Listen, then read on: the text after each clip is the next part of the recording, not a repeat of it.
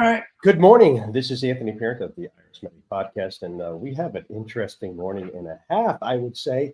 A little tax case about $14,000 dispute is garnering so much incredible attention and bringing it with the incredible drama. Joining me to discuss this is the great John Richardson of Citizenship Solutions and Keithr Redmond, a global advocate for the American abroad. Good morning, gentlemen. Would you imagine that the transition tax would a tax case, let alone a tax case, would generate this amount of controversy and sort of prepping the floor? Because we haven't even gotten to the argument of the case. But what's going on right now is the Democrat Senate leadership is trying to get Justice Alito to recuse himself, and I would say in an incredibly aggressive manner. That is really questioning why they're really concerned about the Moore case. John, is that how you see this? What's going on right here? Well, it's very, very clear that at least a segment of the Democratic Party does not want either Justice Alito or Thomas to sit on the Moore case. That's very, very clear. It's incredibly clear that they're there. And here, I just want to go back. I was prepping for today's show, and it gets kind of interesting because I can't remember when the cert was granted in Moore. I don't remember the date it does. Do either of you guys remember when the Supreme Court agreed to hear Moore, the date that was? I don't remember the exact date. Well, it was coming up. Because what we have here is a whole beating up Alito before he decides, and it's an effort that started months ago. So here we go right here. There's an April 20th letter written by the Honorable Dick Durbin, who's definitely an expert on ethics because he's a Senate Democrat, and like all senators, they're incredibly ethical. He's writing a letter on April 20th to John Roberts, explaining that he's inviting him to talk about ethics on in front of the Congress on May 2nd, 2023. And it's the letter says, there's ample precedent for sitting justices of the Supreme Court to testify before Congress, including regarding ethics. Claims that the Senate Judiciary Committee was recently heard. And so he's like, Dick Durbin says, the time has come for a new public conversation on ways to restore confidence in the court's ethical standards. Again, this is written by a Senate Democrat who is calling into question the court's ethical standards. He invites the join and looks forward to the response. And then the response is pretty quick. This letter is written April 20th, 2023. Response is pretty quick. April 25th, 5 days later, Chief Justice Roberts responds and says, you know what, I'm going to respectfully decline your invitation. He goes on to explain actually testimony before the Senate and the Congress is incredibly rare, and that there's this thing called the separation of powers. It would just be as inappropriate for the Supreme Court to invite Congress to discuss their ethics with the Supreme Court as it is inappropriate for Congress to ask the Supreme Court to come as a co-equal branch of government. And in response, Chief Justice Roberts attaches a statement of ethics and principles to which all current and subscribe. So this is their statement on ethics and responsibility. We're not going to go into that because it's not all that interesting, I don't think. But now we have this August 3rd letter. Now, hey, dear Chief Justice Robert, there's this recent interview by Justice Samuel Alito in the Wall Street Journal. And, that's why he's got to recuse himself from this case. And I just want to go up and, who's a signatory on these letters? It's actually down here. These are the people who are, and it's going through a case, it's going through a sort of a tenuous case why Justice Alito needs to recuse himself. And there it is. Want to be talking about Moore. Hey, just making sure this Moore case, he's not going to be on that. Really concerned about this, and Moore is a case about a $14,000 tax dispute. But boy, this is really getting a ton of attention. And I just want to go down to the letter signatories right here, so you guys could see who's signing this letter, who's concerned with ethics. Dick Durbin signed it, and obviously Dianne Feinstein didn't sign that. I don't think she has the capacity right now to sign anything right now. I don't think that's her signature. There's Sheldon Whitehouse. Sheldon Whitehouse is a signatory on this. And then I just wanted, this is kind of cute for those of you who are familiar with Connecticut politics. Richard Blumenthal, he's signing the statement on ethics. Richard Blumenthal lied about his Vietnam service, and somehow he was still elected to Connecticut anyway. So Richard Blumenthal, who thinks it's fine to lie about his service if it helps his political career, signed on a letter to the Supreme Court saying they need to be ethical. Just letting you know that. And so some other senators as well. Anthony, are you aware that, I don't know if you're trying to share the screen or not, okay, but you're not sharing the screen. Oh, thanks for telling me, guys. Yeah, there you go. There we go. All right, so here we go. I am sorry. Thank you so much, John. Driving everyone nuts. So here it is. Here's the April 20th letter. Thank you so much. And this is the invitation to Justice Roberts from Dick Durbin. Here's the immediate response on April 25th, saying, no, thank you. I must respectfully decline your invitation.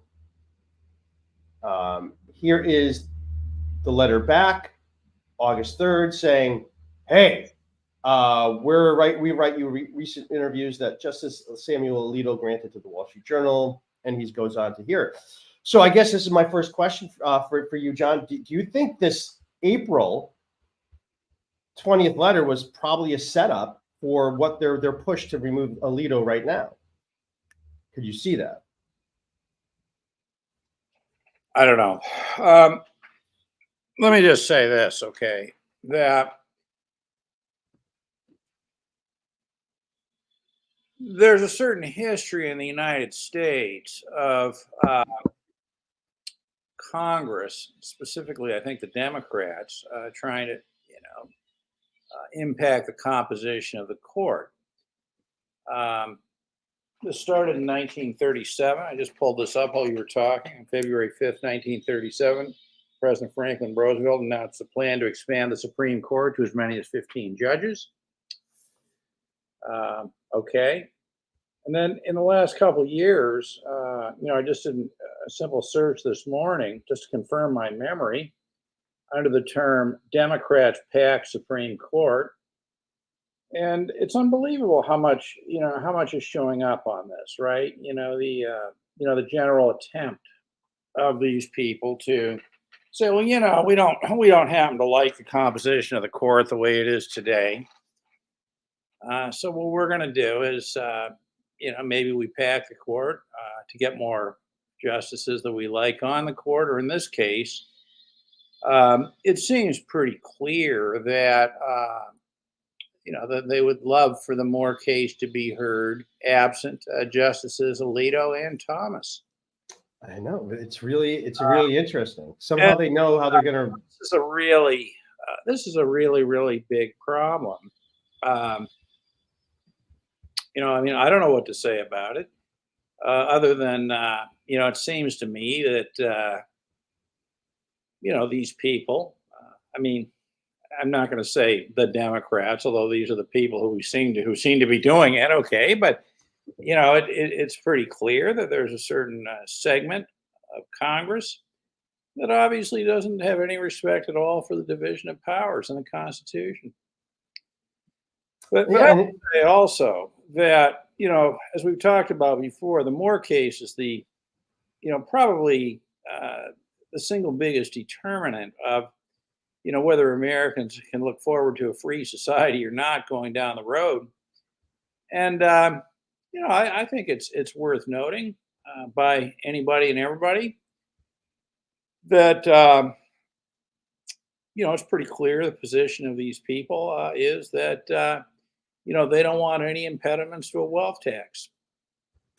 It does seem that way. And that's exactly the point I think we're trying to get to, is that they don't want anything in the way of the wealth tax. And this is a design. This is an entire design that they did, and that we can see this because we see the setup to this letter. Again, I think this was before we even knew that Moore was going to be heard. They happen to know, like, we have to get these guys off. And it's in particular for this $14,000 Moore case, which has wide implications, or could have wide implications on the IRS's ability to tax non-income, which is going on right now, as we've discussed. There's already examples where the IRS taxes things that aren't income because they're not realization events, meaning it's not income. You didn't realize an income. So we've been seeing them hammer away, and they're just so concerned. And somehow, I think what's frightening is that, it's, if you notice, it's not every Supreme Court justice that they're going after. It's just two of them. And well, how do they know it's these two that are going to give them the biggest problems and more? And you wonder, are they spying on people? What's going on here? And I wouldn't put it, spying is something that our government is known to do on political opponents. That's happening. And so is there something that's going on where they happen to know ahead of time how Justice Alito would rule on this? And it's sort of frightening. I want to get to, and this is incredibly what I'm going to pop up. John just sent me this morning. I didn't even realize it was out. I don't think I've ever seen something like this before. This is mind-blowing. A statement of Justice Alito on his refusal to recuse himself. John, I'm not the biggest Supreme Court follower, but this seems way out of nowhere for me, or just incredibly unique. Is that right? Have you ever seen anything like this? Well, no, but I haven't been looking either. I'm not, obviously a follower of the Supreme Court. What is interesting about it is that Justice Alito has no problem, extending this discussion into the public domain, which I think is reasonable, and I think it's probably consistent with his giving interviews, etc. I don't know. I think, okay, on the one hand, all right, I do think that the Supreme Court justices need to be held to some minimal standards of ethics and professional conduct. I would agree with that. I don't know whether that should include not giving interviews, whether it should include, not receiving gifts, or, in the case of Justice Thomas, etc. I don't know for sure. And it really doesn't matter what I think on that particular issue. But I think that what is clear is that it is the view of Justice Alito, given that he's gone public with this, that he has done nothing to breach any, existing canons of ethics or whatever, prescribed rules of ethics that the court's bound by. So really, what we have is, this group of Democrats saying, we really don't want, we don't want this court hearing the case anyway. That's probably their starting point.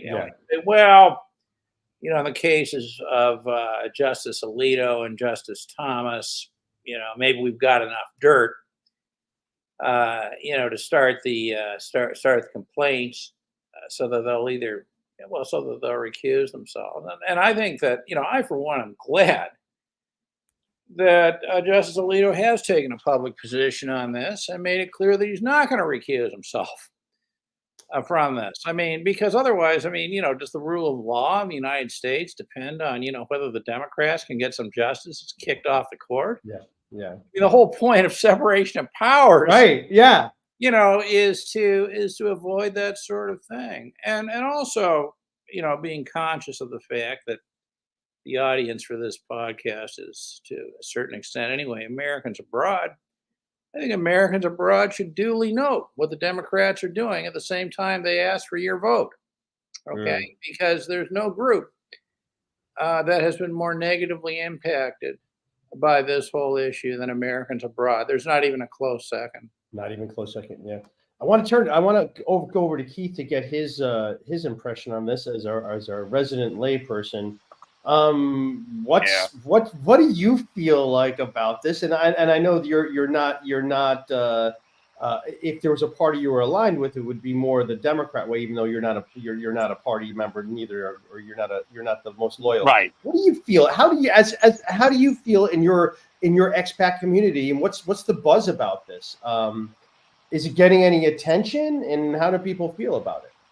To be honest with you, I have not heard much about this, just a few rumblings based on Mm, the article or articles that came out. Um, so, not a lot. I think it's probably the average person is probably not understanding the significance of it. yes, Um, yes. I think where I personally have a hard time is that and it's a little off the subject of what you guys are talking about because I'm not into the meat and potatoes of what you're talking about. Where I personally have a hard time is after those articles came out, none of the American overseas organizations pushed back at all. Yeah. None of them did. And that Yep. is, and it's tiring. It's very tiring. None of them did. And specifically, I bring to the forefront Democrats abroad for a couple of reasons. One, they know darn well that this is damaging. And two, they keep on pushing for votes and pushing for Americans overseas to vote. And they don't address any of these issues. And it's just a constant, constant problem. So, at the end of the day, it's going to be up to Americans overseas, American immigrants with an E, to really push back on this. But again, I haven't heard a lot about it. I think it's due Yeah. to lack of understanding. Keith, what Well, do you expect the overseas organizations to do exactly? Can you give me an Yeah, example? sure. I guess in my mind, in my world, and right or wrong, is, when the article came out to say, look, this article is not giving this full view of what's happening vis-a-vis the transition tax. Case in point, American immigrants who have small to medium-sized businesses and who are in the U.S. tax system, the transition tax is ruinous because of A, B, C, D, E, and F. None of them have said anything about that, and they know that the transition tax is ruinous. Just well, something like yeah. that. That's my expectation. To answer your question, John, that's just what it is. You know, here's kind of add what you're saying a little bit. You ask yourself, you look at this and you say, it's this horrible horror movie unfolding, on sort of a daily, weekly, monthly, yearly basis. And you ask yourself, like, how can this actually be going on? And the reason it seems to me is that, it all comes back to individual citizens being essentially disenfranchised from the political process or anything else. The what politics is about is the Democrats fighting the Republicans. All this kind of stuff. And you see this in the attitude of Democrats abroad towards American citizens abroad, in the sense that they have no concern whatsoever for them other than their vote. Okay, and I'm talking about the Democrats abroad as an organization. I'm not talking about necessarily the specific subparts or even specifically, individuals who arguably are working hard on this. But then you ask yourself, there are so many people who are just appalled, by the rise of Donald Trump. Leaving aside your opinion on Donald Trump one way or the other, what seems to me is that Trump is first and foremost a reaction to the realization of real citizens that they're completely irrelevant and the political parties don't care about them in the least, and that they use and abuse them for their votes. So, why does Trump have so much support? Well, a good part of his support is really the fact that he is a vehicle to express your hatred and contempt of the Democrats. Because, Well, both parties, and I would actually go further. I would even say establishing Republicans at that yeah, too, well, because either of them, either yeah, of them. So, Yeah. you get all these uh, blue blood, highly pedigreed Democrats complaining about this. I mean, all the Democratic Party really has to do is nominate some candidate for president who actually has the interests of individual citizens at heart and makes it clear. That's all that has to happen, for this thing to go away. But I mean, if they're going to continue to sort of rewarding party loyalty. Well, it's Hillary Clinton's turn, or this, that, and the other thing. What do they expect? Yeah. Well, I think it's sort of ironic that we have, again, the transition tax was signed into law by President Trump, and Right. now Democrats are beside themselves that the Supreme Court may overrule it. Right. It's amazing. They support it. Wow. Yeah. Donald Trump's tax idea was that great. Okay, so Right. so Sheldon Whitehouse needs to go, and yeah, go ahead. Yeah, and now I will say this. I mean, there are certain segments, and I know there's a couple people who tweet about this who are Democrats abroad about guilty, that Mhm. they need to do something about guilty. But I don't know why, but they never talk about the retroactive transition tax. Yeah, Never. yeah, I yeah, don't understand, yeah. but I Well, here's a probably will comment. never Yeah, and understand. I think this, a lot of it. I think this is a lot of that Ronald Walther has a comment. Most people do not fully understand the issue because of complexity, and this is what I would want to add to that. Is that, well, how are people hearing about this? Now, if we've discussed that article in The Guardian, articles in Slate that are one-sided, not at all representative of actually what's going on, kind of saying like, well, this one case will undo the entire tax code, taking absurd absolutes as positions. And when you go to an absurd absolute, usually you lost the argument. So it's a complex issue to begin with, and that people and that media is out there intentionally misinforming people, distracting how to look at the issue, and now making it more about just the ad hominem attacks. That basically they can't defend the transition tax, so we're going to just attack the man, and that's what we're reduced to. And I do agree that I agree with what John said. President Trump exists because people are so disappointed with Republicans and Democrats constantly taking care of themselves first while giving us short shrift again and again and again.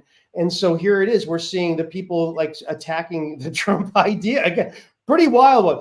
I want to move on to something that is really something. And if your blood's not boiling yet, this could do it. Potentially could do it. Let me just go over to. Let me get another screen share up here. Oh wait, I am screwed. I already am. Hang on one second. And let's go to Sheldon Whitehouse. There it is. Sheldon Whitehouse, the most ethical congressman ever, who can freely speak upon other people's ethics. We know that because he said so. He said so. So there it is. He's amazed that more observers have not made the connection between the recent Alito scandals. Scandal 1 was Alito receiving undisclosed gifts of travel and entertainment from a right-wing billionaire whose firm has had cases before the Supreme Court. Scandal 2 was Alito offering on the Wall Street Journal editorial page his opinion on a legal matter that may become before the court. How do the two connect? Well, first, the Wall Street Journal interview was a lawyer opposing the Senate judiciary request for information about the gifts to Alito. Second, the lawyer interviewer's arguments against our request is the exact legal proposition propped up by Alito in the interview. Third, the client is Leonardo Leo, who organized and joined the singer-paid undisclosed vacation as Alito's friend and ally. That makes it look like Alito was put into service, Scandal 1, to prop up opposition to looking at Scandal 2, gifts to Alito. These facts cast doubt on Alito's assertion that there was nothing out of the ordinary for the interviews, that Rifkin participated as a journalist, not as an advocate. These are facts and questions that bring us back to the core of the court's ethics problems. There is presently no mechanism for fair or independent fact-finding. You mean you want Congress to be able to remove people that you don't like because it's really amazing. And I want to just go back to Justice Alito's defense. He says that, first of all, this is what justices do. And he points out a couple of cases where, first of all, Mr. Rifkin has punctured hundreds of articles, op-eds, and books reviews on a wide variety of subjects. So it wouldn't be all that rare for him to talk to him. Then he mentions Justice Breyer and Sotomayor have done the same things. And he's given various examples of this same exact thing that, and all of a sudden, Sheldon Whitehouse has a problem with. This was going on before, but wasn't a problem until the Moore case comes up. But this is sort of this is where I'm sort of leery. This is where I want to just tell you guys where I'm kind of leery, because what I'm supposed to do, basically is this, like, okay, we have the agitation of Justice Alito being attacked. I'm supposed to run to his defense to say, oh, no, how dare you assert how dare you challenge the independency of the judiciary? How dare you, say that the Supreme Court isn't 100% ethical? How dare you attack the character of John Roberts? Well, actually, I'm not going to defend the character of John Roberts because that Obamacare decision, there was something really strange about that. So I'm not going to do that. This is really what's going on because I think we're faced with a false dichotomy. Either you agree with agree with the Democrats that Justice Alito is unethical and should be recused, or you take the counter position to say, no, everything's fine, allow him to decide more and respect the integrity of the court. But here's really my problem with that, and it's really the just inherent bias of the Supreme Court overall, that I don't think that any Supreme Court justice should be really ruling on any income tax item because guess where their checks are from? They're on the same team. You're not going to get a fair hearing in front of a court that gets the paycheck from the same place as everybody else. So my point is they're all really, they're all sort of have an inherent bias. If we go to Canon 2 of the Code of Conduct, it says here, Canon 2, a judge should avoid impropriety in the appearance of impropriety in all activities. B, outside influence. A judge should not allow family, social, political, financial, or other relationships to influence judicial conduct or judgment. Well, I'm going to say that by ruling on matters that affect your own paycheck, you guys are actually have the appearance of impropriety. I understand this might be a reach. I might have a reach here, John. So that's why I'm throwing this out here for you. Do you think I have anything to this? Well, I think in theory, yes. Practicality, probably. No, not at all, right? I think, the way I see this, which is probably an extreme position, but I still think it's right. The Moore case is so important. Okay, it is so vitally important to the future of the country, the future of freedom, etc. That I think that we're far better off with the court composition as it stands now. I think it's the best chance to get this thing overturned, and I think that Whitehouse's, complaints so pale in comparison to the broad issue. I was thinking about this the other day. I guess it was September 1st or 2nd, was the anniversary of a Swiss Air flight that flew from New York and fell out of the sky in Nova Scotia, Canada. It was a huge, huge crash. And, so what was going on was that, the plane was in serious trouble and had to be landed. And nobody cared at that point, sort of whether it was reasonable to go through every part of the checklist and is this a good rule? Is this a good principle for deciding or not?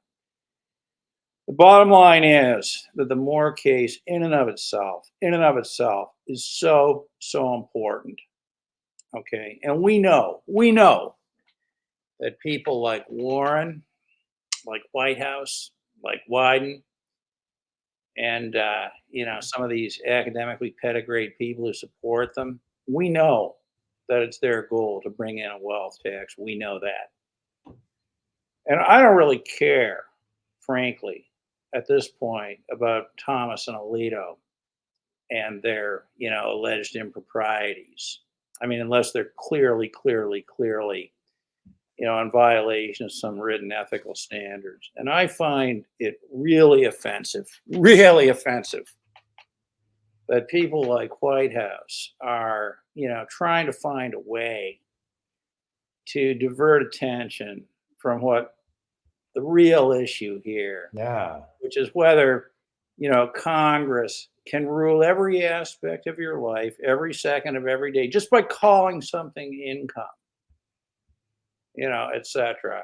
That, anyway, that's my position on it. And I think that every single American citizen abroad, when asked, by Democrats abroad to vote for the Democrats should absolutely refuse based on Whitehouse's conduct, based on Wyden's conduct, based on Warren's conduct. Democrats abroad Canada tweeted this thing out over the weekend. They show some pictures of their members in Montreal, some street in Montreal, walking around smiling, trying to get votes. I mean, do these people not understand that by trying to get votes, what they're really doing is supporting U.S. tax policies that impose direct U.S. taxation on Canadians, including exporting things like wealth taxes? I mean, there's something seriously, seriously wrong with these people's brains. Okay, they don't understand this. They're completely non-functional. It's disgusting. It's absolutely disgusting. To win an election, these people, all right, would do so much violence to, what it means to be a free person, the opportunity to live the way you want. They will do anything. They will do absolutely anything to win an election. And whatever's going on with Thomas and Alito, it's far less offensive than that. That's a great point. No matter what they're doing, I mean, we have a tax law that taxes people on income they never received. Yeah. And that's not discussed, but we're going to be discussing about a public interview, an interview that wasn't in secret, but actually, there were people there, and that's the reason why. I mean, they're just so shameless, and the whole orchestration of the nonsense. You could see Sheldon Whitehouse is on the phone with the Guardian, telling them what to say. It's just the total coordination of this entire scam. And this is the other thing that's obnoxious, is that what Whitehouse is doing is he's undermining. Alito will probably. My guess is Alito will rule against the transition tax because, again, it's completely unconstitutional. And even in the Supreme Court's definition of narrow, its narrow interpretation of what's unconstitutional, it even meets that. So, but what it does is it undermines his credibility. Oh, well, you know why he did that. It's because he was interviewed in a newspaper, because he's, obviously conflicted. Whereas Sheldon Whitehouse, right? Sheldon Whitehouse is who exactly? Who is he? How has he demonstrated himself to be an ethical person? Anthony, it's not even a question of his ethics. Let's put aside ethics for a minute on both sides, okay? Okay. And let's focus on, what is by far the most important issue here. And that is, the Supreme Court is hearing a case called Moore. And if that case is decided in a certain way, that is, the Supreme Court rules that Congress can define anything it wants as income, okay, that will be the end of any possibility at all of freedoms for Americans going forward, and by extension, all the places that they export their tax code. Now, I think a question that Americans, regardless of political party or affiliation, really should be asking themselves, okay, is simply this. Is Whitehouse's concern about Alito's interviews or Thomas's gifts, is that more important than the freedom going forward of Americans generally? That's the question. That's the question that people ought to be asking Whitehouse. And I think that he needs to commit to an answer to that question.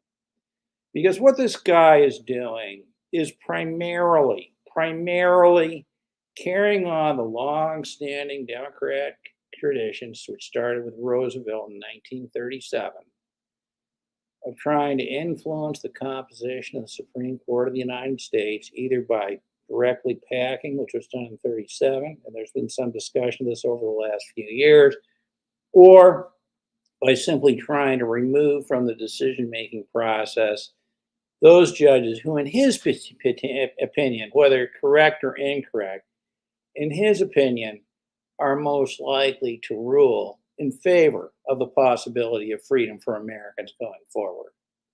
That's what he's doing. Yeah, He is in total distraction. Get away from the issue. I want to turn it over to Keith because Keith, I want you to tell what you want, and not just accidental Americans, but all Americans who aren't lawyers, who aren't accountants, who might not Yeah. have all the just looking at this normally. How should a normal American look at this case here, Moore versus U.S.? Oh boy, you asked me a good question, and I just don't have an answer. I mean, how should they look at it? You mean just every American? Well, every Uh, American. Well, okay. So should every American be concerned about this case? yeah, I guess my focus is on Americans overseas, but yes, I do. And I do. so, Why because should Americans overseas be particularly concerned about this? How about that as a question? Well, like I said before, I mean, for me, my focus is on the transition tax in particular. Um, can as far as what's the word I'm looking for? Fake income or generate, or you know what I'm trying to say. Sorry, I lost some words this morning. unrealized gains, and that Thank is, you, thank you. yeah, otherwise known as gains you didn't receive. It's just a Right, funny word they put that in there. exactly, Unrealized. Yeah. exactly. And the thing is that where is it going to stop? So we have the transition tax now. What's Yeah. going to come next? There you And go. so this case is going to be the bellwether moving Mhm. forward on any other type of unrealized gains. Where's it going to end? This is okay. You know what? Everything you're saying is correct, but I've got to jump in here and make a point that this, in fact, Sure. goes, I think, beyond the issue of just a gain that's unrealized. This is so broad. Okay, this is so broad that conceivably, if the court were to rule that there is no realization requirement Right.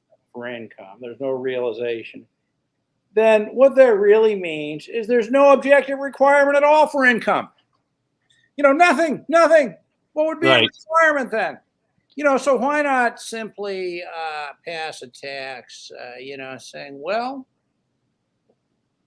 you know, There. you, Let's do it. you bought a car this year that, and this is applied to Americans abroad, right? Yep. Right. Cost more than 40,000 US dollars, determined we're going to use the US Treasury exchange rate as December 31st in a given year, is now we're going to treat that the expenditure as income, and you're going to have to pay a tax on it. Okay? There's nothing to stop that, nothing whatsoever to stop that. And I'm not saying, and this is why this case is so important, because at least what it does, it establishes that whatever's being taxed has to rise to some level of objectiveness. That means that some other things cannot be taxed. So, in a way, Right. I think that Americans abroad, as long as the citizenship taxation regime exists, have far more at stake in this, far more at stake than homeland Americans, because they've got to deal with a tax system somewhere else as well, Yeah. right? But I mean, you can't get anybody to listen. These people, they're just simply too stupid. Okay, I hate to say it, but they're too stupid. And Right. And right. And this is why, and I say this on every single podcast for people to listen. This is why. Guess who gets hurt by this? The people who try to comply are the ones who get hurt. Those who are not in the U.S. tax system, guess what? They're not dealing with it. So there's no incentive. Yeah. So there's no incentive to, especially depending on how the outcome of this case will go, it will just give more impetus to just stay the hell away if you can, based on your particular circumstance and situation. Just stay away. Keith, at this point, I think Yes. I think that the days of people just saying I'm an American reflexively entering the tax system probably are either over or significantly diminished. Okay. I didn't hear the first thing you said. You said I'm an American. What did you say? Well, after that? I'm an American citizen, therefore I should file taxes. Okay. I think that those days are probably somewhat diminished. I don't know, John. I mean, I hear what you're saying, but I get so many people like they just hone in on I gotta enter the U.S. tax system no matter what. I gotta enter the tax system, and they just do it blindly without thinking about it, about not thinking about the ramifications or the future ramifications or the unknown ramifications that may come up. Who knows if there'll be another transition tax 2.0? You There see what I will be. mean? Yeah. Look, look, this is, I think, an absolutely indisputable fact. As long as there is citizenship taxation, Yeah. American citizens living outside the United States who are subject to a separate tax system as well are going to Yes. be damaged. We Yeah. just don't know exactly. It's sort of like, you can say, well, I'm driving down this road. Sooner or later, we're going to drive off a cliff and we don't know what it looks like. That's basically what it is. Yeah, I would just want to say that I think John's right. That this will happen again. Hey, look, the last transition tax was 2018, right? Was that the year it was in effect? Or Yeah. Did I call it transaction tax? Yeah, It is yeah, transition tax. So the last one Sorry. was 2018. Well, hey, as it is now, that's a whole year bunch of built up E&P you haven't received that could be taxed, right? So hey, look, they've been licking their chops. It's been a bit of time before they haven't gotten some untaxed E&P. So I'm sure they're gearing up for it. I think that the absolute truth is this case is that I think it's clear that based on the level of attacks against the Supreme Court, against particular justice of the Supreme Court, and attacks that just simply aren't consistent. This is something other justices do. It's not a big deal. And John's point was that, well, even if it was a big deal, I don't see it as a big of a deal as the U.S. government taxing income people never receive. That's right. Yeah. That's exactly right. Okay, the whole system. I don't know that I want to use the word corrupt or not, but the thing is this: the system is so rotten, all right, that I think individual voters, individual Americans have got to stop thinking about the system and start thinking about the things that affect them directly. And for anybody, any of these Americans overseas, to be sitting there saying, which they do, oh, I don't have a corporation, this doesn't affect me. Speaking to you directly, you are wrong. Right. You are a fool.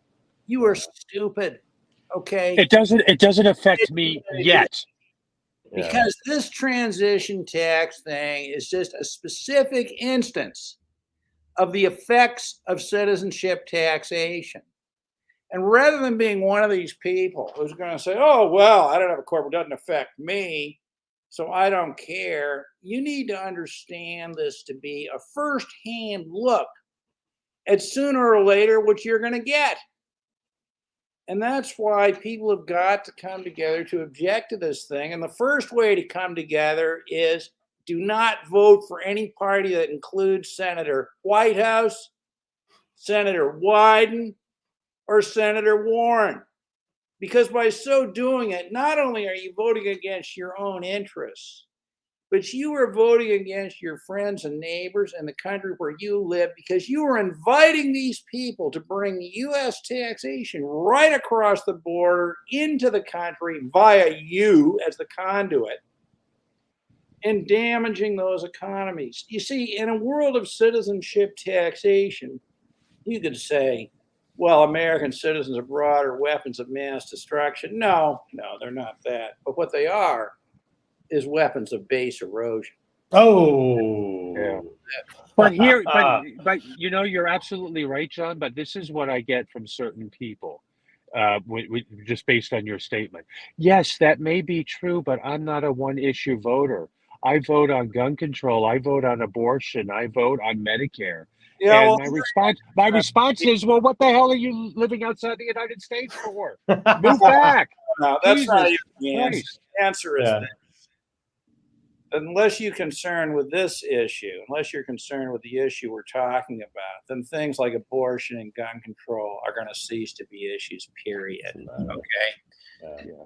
I You mean, I know, don't want to get into another topic, but I'm just making a statement, whatever Well, your positions are. You know this what is I the mean? problem. Like ultimately, okay, we sit here and we talk about this stuff, but ultimately, individual citizens have got to start taking responsibility for this. And I think, specifically American citizens abroad, it is Yep. simple. It is completely beyond my comprehension. I just cannot get my mind around how individual American citizens abroad can vote for politicians who have demonstrated not only in the past, but a present intention to enact legislation to destroy their lives. Yeah. But they say, oh, I'm not a one issue voter. I'm not a bonus issue. I think you're expressing the frustration so much, and this is what I would say is I think, I get upset at this too, but actually I think people are challenging their programming, and that really is the reason why. The reason why do people vote against their own self-interest? They've been programmed. Otherwise, you wouldn't do it. You wouldn't vote against your own interests unless there was a program.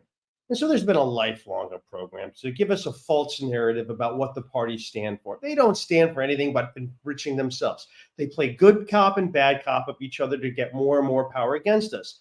That's what we need to wake up to. By going after these entire issues, we only support the other side by fighting back and forth. We all need to take a look at the tribe we're supposed to belong to and question whether that tribe actually serves our personal interests, and to stand up for our personal interests, not to say, well, the party wants us the party wants us to be destroyed, right? And I think that was always the what was the quote at the Gulag? Hey, wait, I can't believe this is happening. Wait till Stalin hears about this. He'll be outraged, right? It's like that whole disbelief that the very thing that they've been voting for has been punishing them, but that's what's been going on. So It you got may to be decide. a product of a democracy that has only two political parties. When, of course, two parties is only one party removed from one party, right? Right.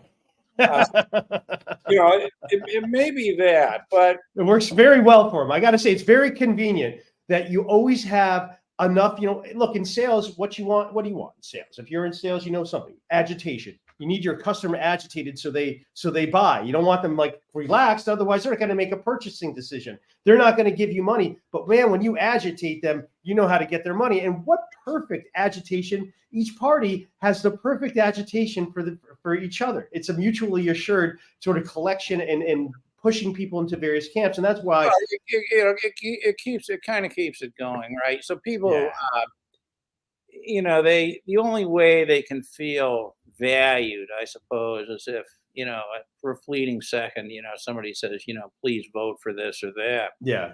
I mean, it's terrible. It reminds me of years ago, I was running as an independent candidate in this election, Uh, and I went to this guy and said, I don't know what you're talking about, but I said, so why don't you vote for me? He said, absolutely, I'll vote for you. He said, in fact, I'll vote for anybody who ever asked me to vote for them, personally, this sort of thing. I mean, that's the extent to which, I think people feel that they have become irrelevant. yeah. What Americans abroad should probably do, and this is going to be ramped up. All right, again, this use and abuse of individual Americans abroad to further the interests of the Democratic Party, which, by the way, is just to wage war against the Republican Party. I mean, neither of these political parties have any sense of sort of public purpose or trying to serve individual citizens. It's just the Democrats are far more visible, when it comes to Americans abroad. But they've got to resist this, because only by resisting this will the message begin to come out. Only So by resisting. And maybe what they do is they should just do a write-in on the ballot. Keith and Anthony can run for president and there vice. you go. Something like that, right? Or just don't. You know what? This is the other thing you can do. This is what I'd say. Just don't support the parties. Just don't. Just what, guys? Sounds like you have enough money. You have enough money you have enough money to get do all these others. You seem like you're going to go vote anyway. People are going to vote no matter what anyway. So just say, you know what? I'm not going to participate. That's one thing you could do, that everyone has, and it's just because you are being lied to, and don't let that agitation of the other party lead you down the road that hurts you. That's really what's going on, is that, well, you better watch out. If you don't vote for us, those Republicans are going to come. You don't vote for us, the Democrats are going to come. They're both coming. Right. Right. So with that, I think this is a good time to sign off here. I want to just give to John. Where do all roads lead to, John? I have no idea. We have no idea where all roads lead to. I don't know, Keith. Where do they lead? Renunciation? Could it be renunciation? Well, it's definitely not Rome right now, so it is No. renunciation. I think so. Yeah, if you are thinking about renouncing, John is really the person I would recommend you talk to. He really understands it the best you can. Here's his email right there. Send him an email if you are thinking about renouncing. Now, by the way, I do want to the next topic I want to discuss with you guys, because we always talk about everything awful and bad about being a U.S. person abroad. I'm getting a lot of inquiries over the foreign or earned income exclusion, about how that can actually help maybe an American who has a property in Mexico, goes out of Mexico a lot, lives in back and forth. There's a huge expat population. And I want to talk about foreign earned income exclusions and sort of some lesser known things about it and how you can get it to work for you next time. So there actually could be there. But if you are tired of being a U.S. person, you might want to talk to John. Also, if you are having those sensitive questions about what you should do if you should enter the U.S. tax system, and you don't want to talk to a U.S. tax professional, which, as a U.S. tax professional, I would say you might want to talk to someone else first, because there's certain things I have to say and there's certain things I won't say. So you might want to talk to someone else who could give you a layperson's view of the landscape of what other people are doing and how they're finding solutions. I'd suggest that you reach out to Keith at USC's _overseas advocate, US_overseas advocate outlook.com. And also look for his Facebook group. What's the name of your Facebook group, Keith? Yeah, it's American Expatriates for Residency-Based Taxation. There we go. All right. And what you have a lot of go ahead. You have a lot of people. You have a lot of people though. You just how many do you have there in your group? Yeah, I think it's about 8,700 people right now. It's shortly to be 8,800 people. And wow. And what I deal with is the reality on the ground for people who have inquiries, and I help them try to discern what they need to do, what the pluses or minuses for each of the options that they have, and what pluses and minuses are going to be comfortable for them. And if I may add, Anthony, when we call for our next podcast, talking about the foreign earned income exclusion, I've dealt with a few people over the past week and a half that have similar questions and a few others. Could we do a Q&A? Yes, I think that would be great, because I did, I think I saw some of the same questions you saw too. I think a Q&A on that would be wonderful. Okay. So we'll do that for the next one. So this is Anthony Parent for IRS Medic, and we do go live sometimes with short notice. So that's why you want to be sure to subscribe and turn on your notifications so that you get alert when we do go live, so you can join us in the conversation. For Keithr Redmond and John Richardson, this is Anthony Parent of IRS Medic, and I thank you for watching.